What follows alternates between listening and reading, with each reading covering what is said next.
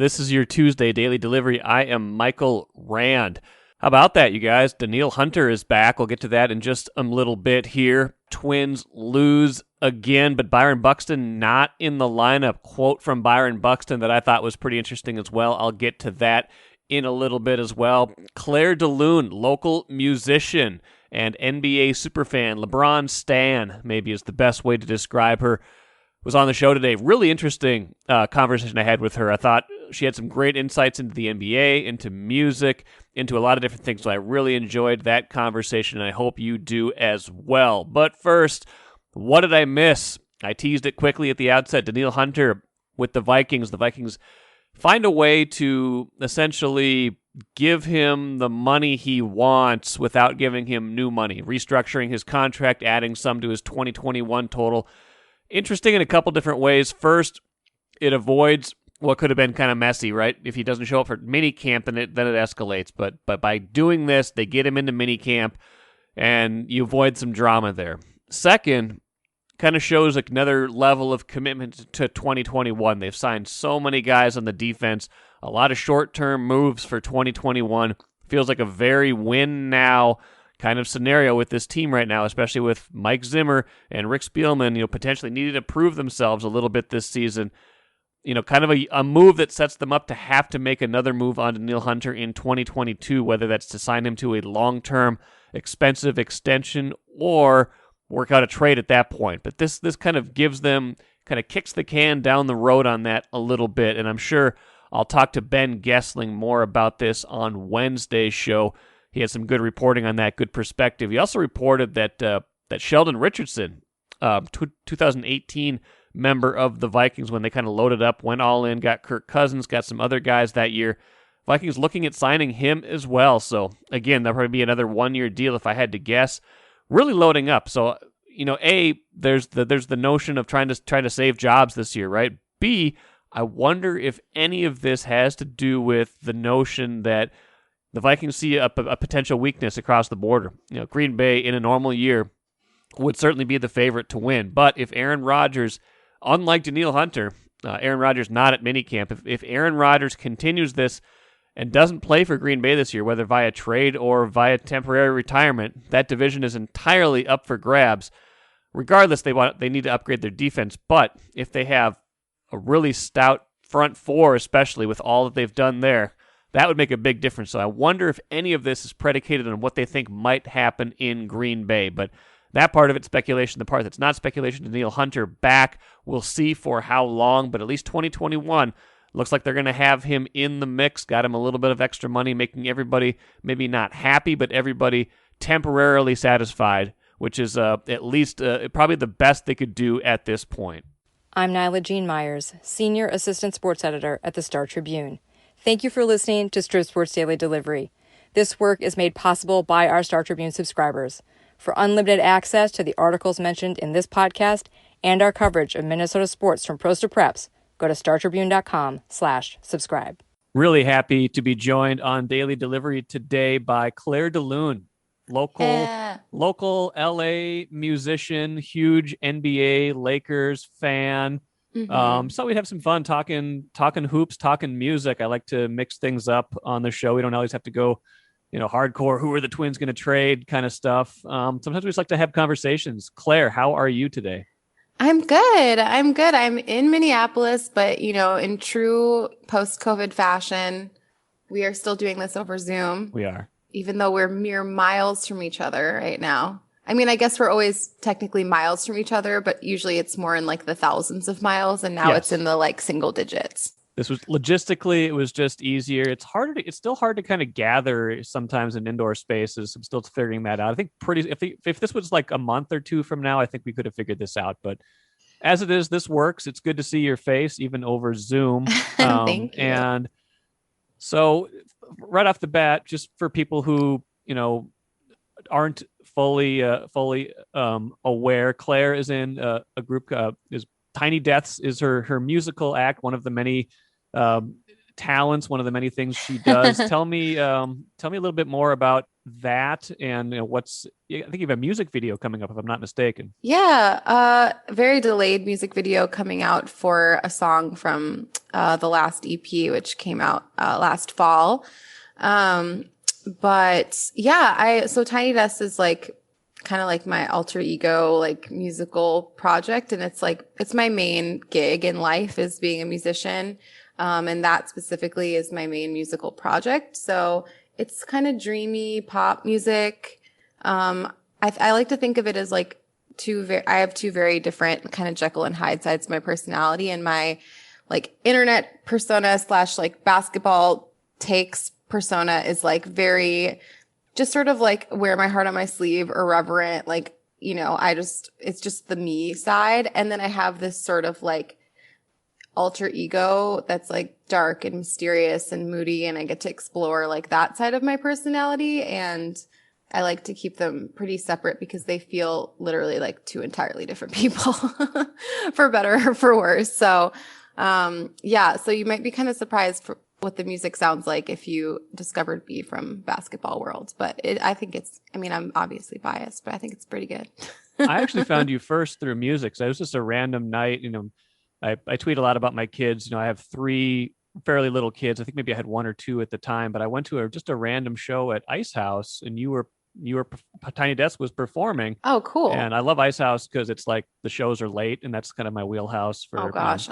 Put the kids story to bed. of my life. I'm the opposite. I'm like, I can't believe I played shows there at like 1:00 in the morning as a 31-year-old. I'm like, that blows my mind, but sorry, go on. Try being a 44-year-old with 3 little kids. No, but that's like it's easier to get out of the house. Right. So I just went, I was like, this is great. I loved it. So like I followed you on Twitter when I got home. I was about to say I followed you when I got home. Yeah, I followed you home, and then I also liked your house. So I was like, I followed you on Twitter when I got home, and I noticed you had all this other great basketball content. I was like, okay, this is fun. I like this. So yeah, contain multitudes, and they're 2 different things apparently. Yeah. So it sounds like there's basketball Claire, and then there's music Claire, and they're 2 different people. Yeah, which is, hey, that's so we all operate in our own ways. I'm just kidding. So the music video that's coming out soon. People will enjoy that. Lots of other projects. You should follow Claire on social media always. It's just Claire DeLune, right, on Twitter and Instagram. It's actually, I'm still holding down my Minneapolis roots. It's Claire MPLS, that's which good. I've thought about changing just because it is confusing now that I've lived in LA for 4 years, but I might as well just rep for the city. So it's still that. It's still that on all social media across everything. It's just Claire MPLS on Instagram, Twitter, everything.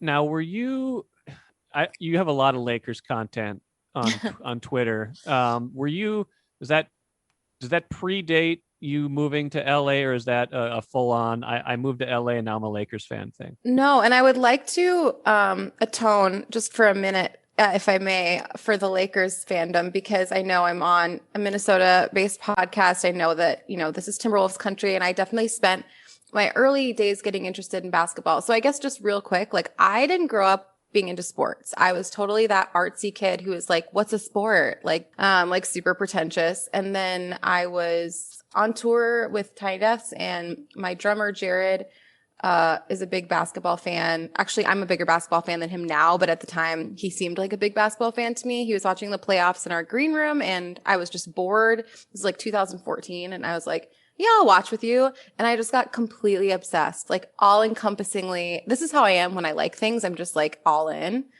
So I got totally obsessed with basketball. But so my first foray into basketball was the Timberwolves.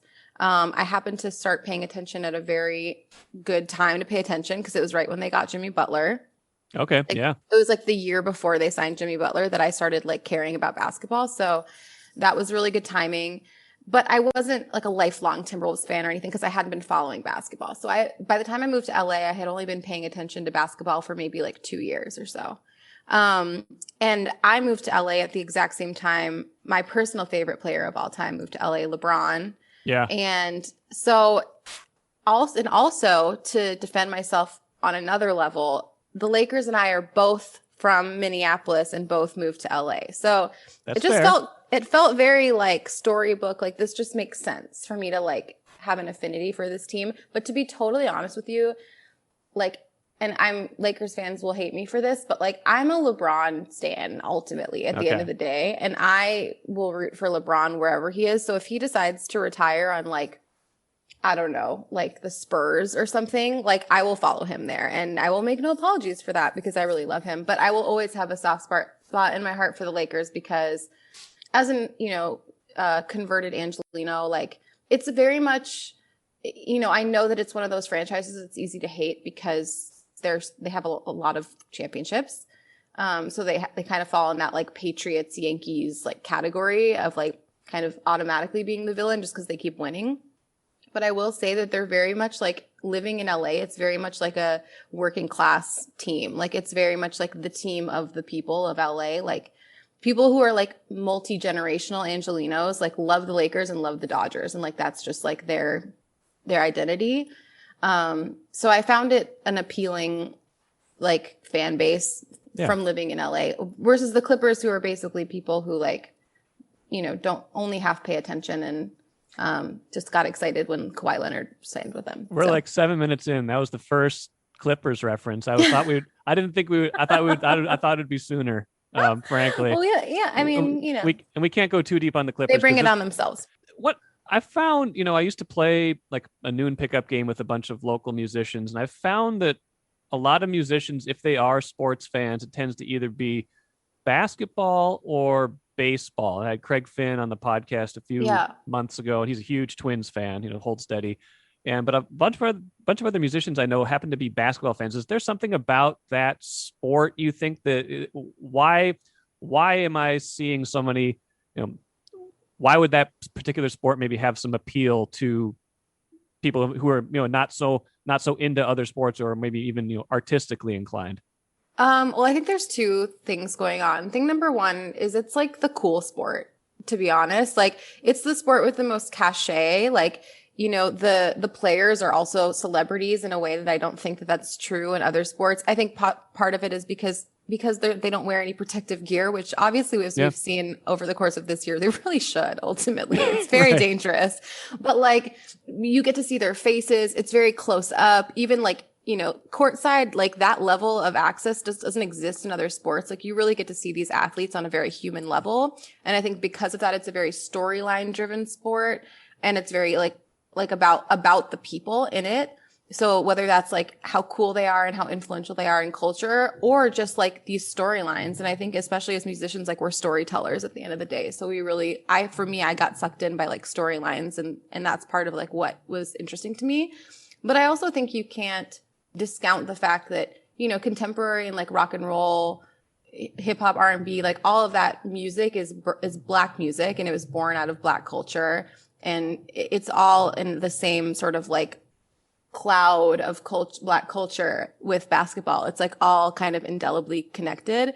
And if you're making contemporary music in the United States and like present day, like you are influenced by Black culture and Black artists. And it's just all kind of part of the same amorphous thing. So I feel like it's all very interconnected in a way that I feel like as much as I respect, like hockey as like a skill set is incredible. It's probably the most difficult sport to play, I would imagine, just because you're balancing on ice skates and also doing all the other normal sports things. That just doesn't belong to a greater culture and a greater like interconnectedness the way that basketball does. Wow. I like that answer. It's interesting to think about it that way, especially, I like where you started. I like the whole answer, but I like the way you started. I didn't really thought about it as being the cool sport, but you're right. It does kind of have that celebrity status to it more than even, football probably has a little bit of that, but you can't see their faces, right? They're right. You hardly even know, like some football players who are really good might be like fairly anonymous. Basketball players are not anonymous at all. Your Lakers, however, this year, as someone who didn't follow it as closely, I mean, obviously still here in Minneapolis, know the most about the Timberwolves of any team, even though that season was not great, Claire. Not gonna I would lie. say that's an understatement, Michael. Not great. Got better. It got better as the year went on, but not great. But Anthony Edwards was definitely the highlight of that season. Yes, and that's that gives them promising. Gives them some hope. But watching the playoffs, and I know Anthony Davis got hurt. I know the series completely pivoted the series with Phoenix. God, and Phoenix just finished off Denver. So Phoenix is a good team. No doubt about that. But I that love series, Phoenix actually, but I do too. I kind of hope they win it all at this point. They're the most likable. I like the way they play as a team. But that series turned when Davis got hurt. That said, watching them play, not watched a ton of Lakers games. I know LeBron's still coming off that ankle. It looked like he wasn't 100% there, but these guys looked like they had just met. What was going on with that? So this was not their year. I was very hopeful that they would still make it to the finals because I think that even a not their year healthy squad with the two best players in the West arguably on it, I think has a shot, But I think that to me, and this is going to be, if anyone's keeping track at home, this second time I bring up the Clippers. Yep. They had Clippers 2019-2020 syndrome a little bit this year, which is I think that they had a little bit of senioritis. I think that they felt a little bit entitled, which I find really unattractive and I was not enjoying. In addition to really bad injury luck, of course, like the two most severe injuries that they had to deal with this year were their two most important players. But I saw a really funny tweet today about how it's like a Chris Paul conspiracy theory that he signed off on that as the head of the Players Association because he knew it would get him to the NBA Finals, which is like galaxy brain, but I love it. But yeah, so I think that I had a really bad feeling about how the season was going to end from sort of like a few months in because like you pointed out, there was just such a lack of chemistry. And I think that lack of chemistry was a combination of like the guys from last year kind of phoning it in and feeling a little bit entitled.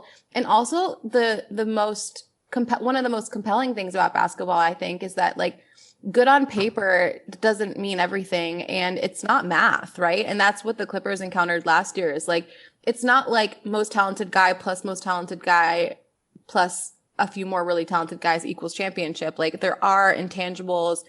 Buy-in is super important. Chemistry is super important. Role players knowing their roles is super important. And that's something I feel like they're really missing this year, especially like the role player element. I feel like they had a lot of guys that were definitely more talented on paper than their roster last year, but all of those guys were there because this team was, a very serious championship contender and they wanted to play a big part in that. And I don't think they got as much buy-in from their role players this year, in addition to the injury luck, in addition to the sort of like senioritis. And I think that was the kind of like, oh, it'll be fine, we'll get to it when we get to it attitude. Like they had that attitude going into the playoffs even. And I think that, that hubris and that sort of like lack of humility is the kiss of death in the NBA because ultimately once you get to the playoffs, everyone's really good and anybody could kind of beat anybody at that point.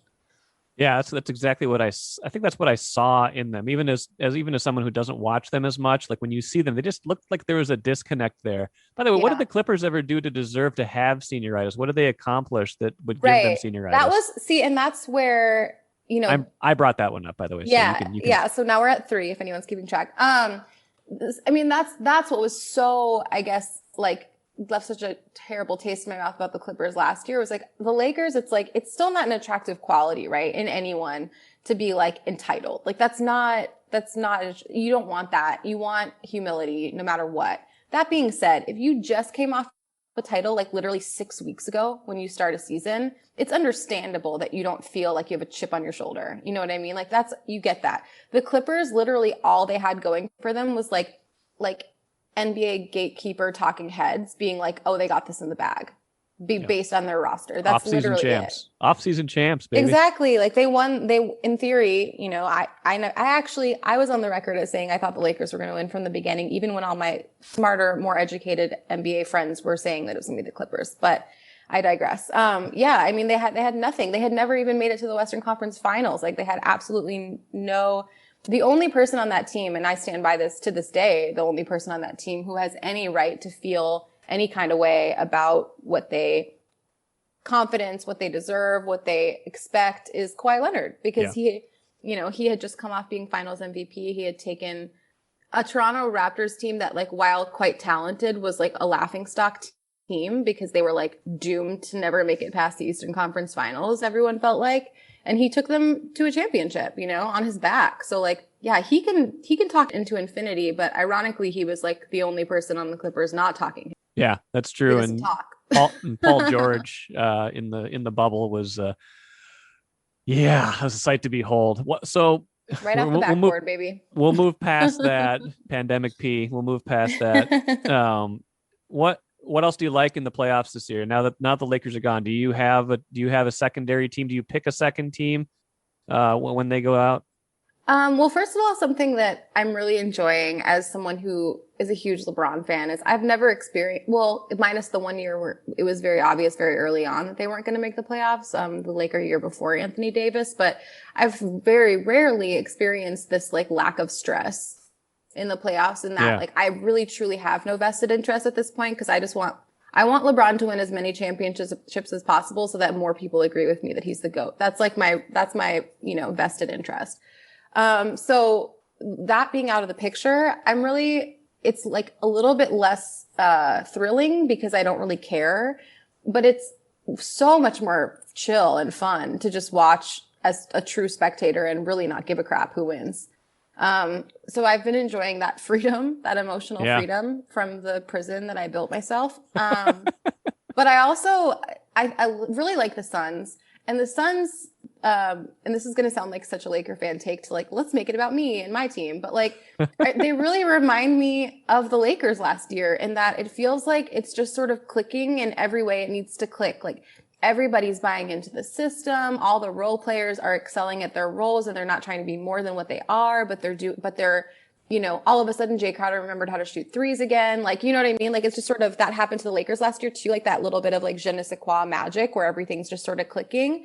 And also it seems like they're having so much fun and really enjoying each other. And to me, that was my point of view as to why the Lakers won the chip last year. And it sounds maybe really simplistic, but like, if you're like having a really great time out there with each other and you really are playing for each other and playing as a team and like enjoying that on a genuine level, that is like kind of the X factor that not all of the teams have in the playoffs. And I think that everybody has a certain level of talent to get to that point, especially to get past the first round.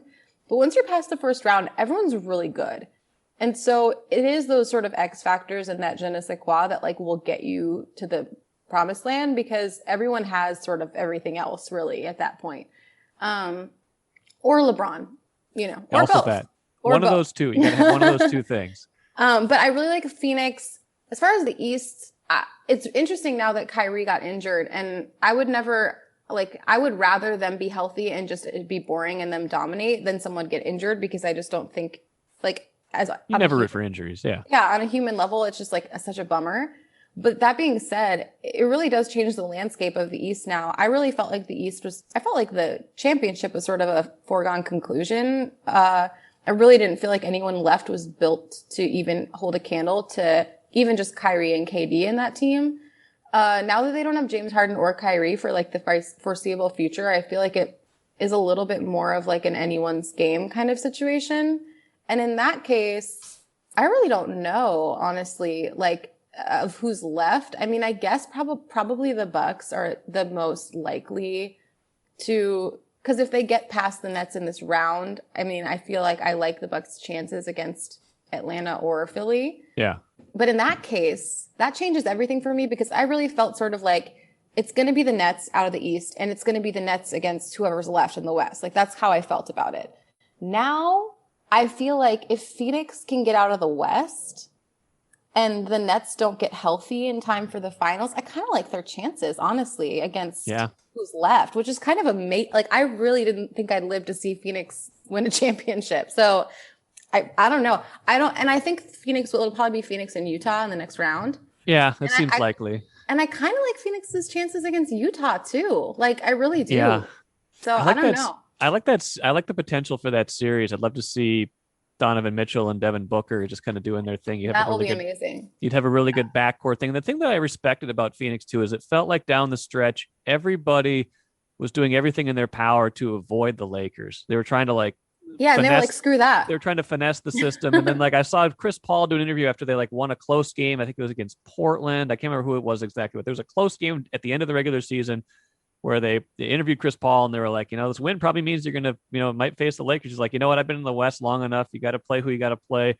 we'll take them as they come. So it's just like they were not running from it, while the Clippers were like trying to lose to Oklahoma City and all these Denver. terrible teams at the end. They were like trying to avoid them. The Denver wanted no part of it. So it was like Phoenix ends up doing it. And then, you know, obviously the Davis injury changes everything, but, you know, maybe there's just a little, you know, the cosmic nature of things. Yeah, karmic retribution. Yes. For sure. I heard a really, one of my favorite quotes I've ever heard by an NBA coach was a Monty Williams quote about that. They asked him about the Lakers and about, okay, well, you know, do you feel like this is sort of like weird punishment for doing so well in the regular season? You get the 2 seed and then in the first round, you have to face the defending champs.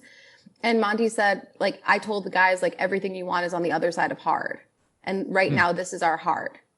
And Monty's amazing. Like, what a like Disney Channel coach. How did he not win Coach of the Year, by the way? Tibbs was great with the Knicks, and I know they did a turnaround, but he won like 52 games this year. What more's he got to do?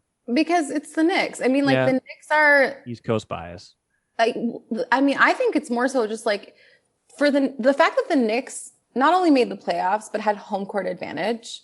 Like, in the East. It's in the East, though. I know, but I don't know a single person that saw that coming. Like, I don't know no one I know in NBA world even really thought the Knicks were going to make the playoffs this year. And not only did they make the playoffs, but they were a 4 seed. They were a 4 seed with probably like the lowest level of talent. Yeah. In the East, like objective. True.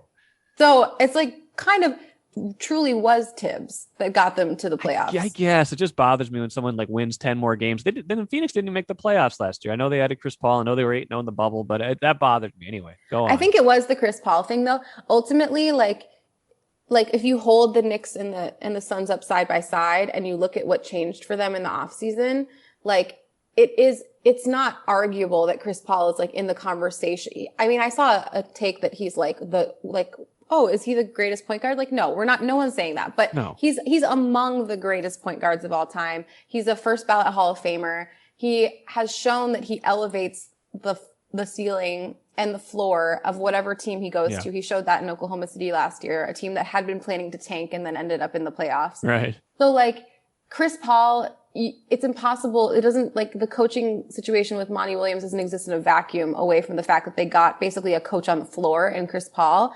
And I still do think Monty is ultimately the coach of the year, especially if they make it to the finals and especially if they win the championship. But like, if there's no Chris Paul in the Knicks, like, it's really just a bunch of dudes who are getting their second chance, a bunch of like rookies and young guys, and then Thibodeau, you know? So like, I mean, I think they both deserved it in different ways, but like, that's why I feel like it's kind of weird. I know they're regular season awards, but it's not a regular season sport. Like, the whole sport is revolved around the postseason. So I do think it's really weird that we give these awards out based exclusively on regular season performance. Yeah.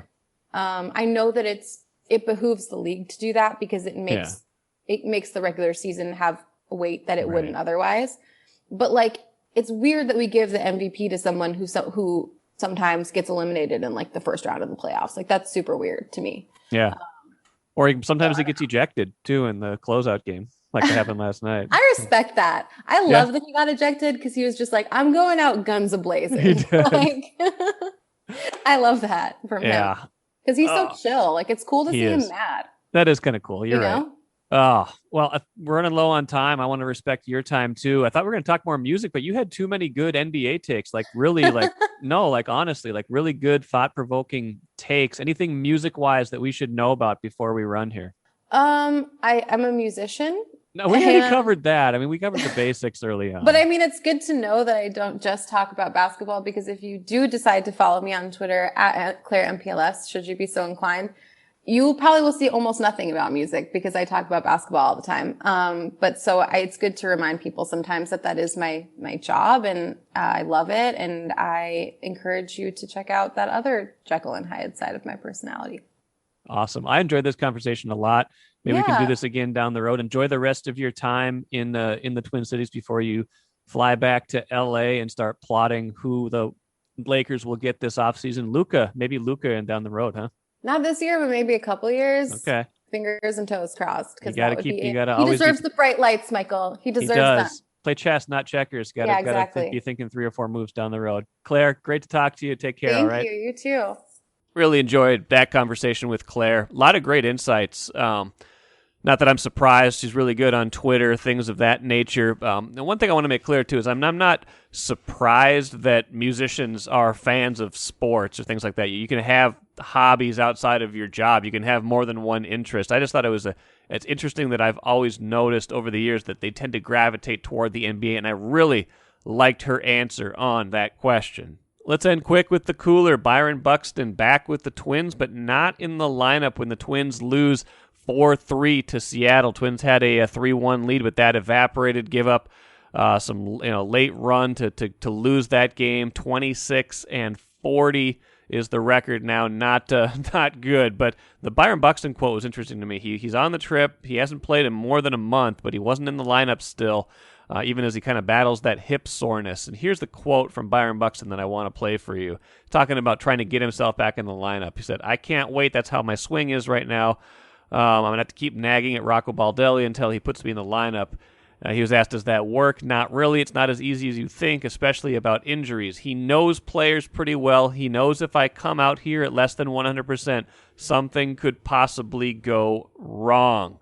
Again, that's fine. I think that's, by and large, that's a good way to do things, but also feels like that's the way the Twins have handled injuries all year. They're trying to guard against the worst possible thing happening, and in the meantime, they're not paying attention to the worst possible things that are happening. Sometimes you just kind of got to let it go. You got to play through it a little bit. You can't guard against those bad things happening necessarily. You got to guard against the bigger bad things happening, and that's what the Twins have not done at all this season, and part of it is because they've let guys be out too long. That'll do it for me today. Thanks so much for joining me. Like I said, Ben Gessling expected to be on Wednesday's show for a full Vikings breakdown, maybe a little Where's the Money Brzezinski. That'd be a good time for that. Hope you enjoyed it today. Talk to you again on Wednesday.